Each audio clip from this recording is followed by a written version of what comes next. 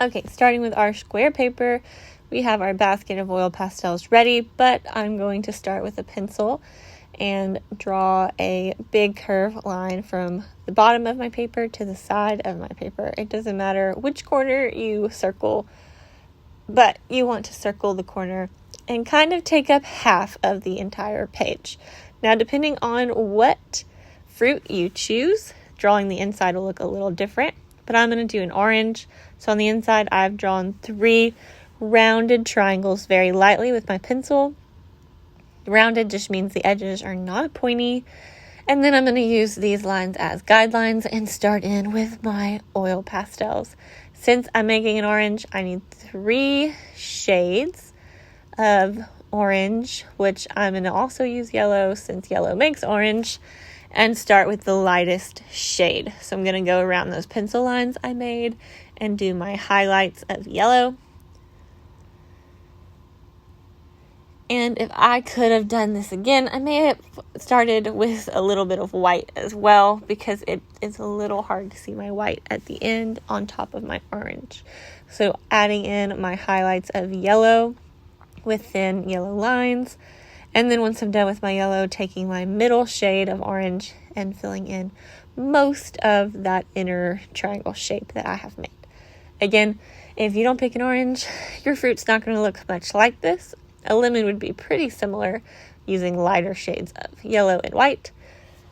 But if you pick a watermelon, it may be a lot different. So if I had a watermelon, I would need many shades of green for the rind, and then a few different shades of red, and of course black for the seeds.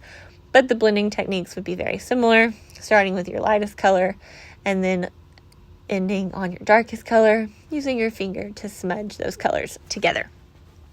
Now I'm going to jump and fill in these middle triangle shapes with my middle orange shade and kind of blend and smudge all of those lines together.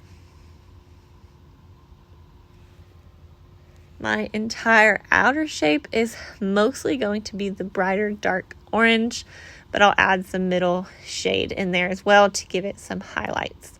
So my highlights in the center are yellow, because that is lighter than the orange, and my highlights on the outside are the middle orange, because it is a darker orange color.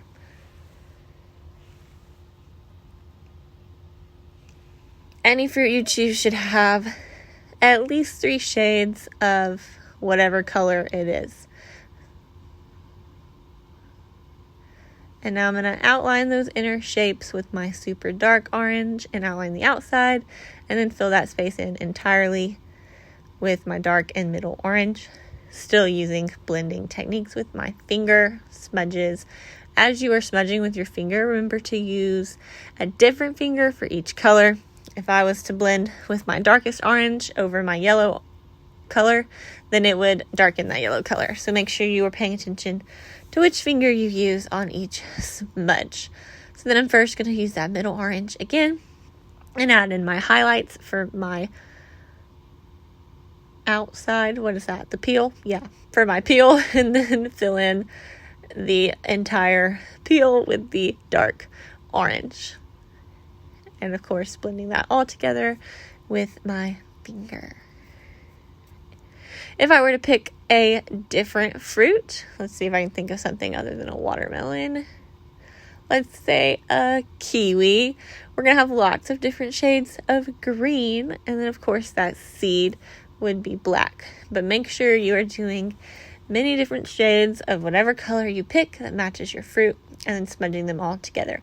Working on your highlights in your oil pastels. Now, once I'm finished with my fruit, we have to pick a color for our background. You could come up with a creative pattern, or you could just color it in one color. And then here's me adding those white highlights that you really can't see, and I should have done them first, but that's okay. So for my background, I picked a dark blue color because blue complements orange on the color wheel, which we've talked about complementary colors before. And I feel like blue really makes my orange pop. So I went with an entire full covered blue background. I would recommend picking a complementary color to your fruit, but of course you get to pick how you want your background to look, and then making sure I fill in all that white space and smudge it out with my finger.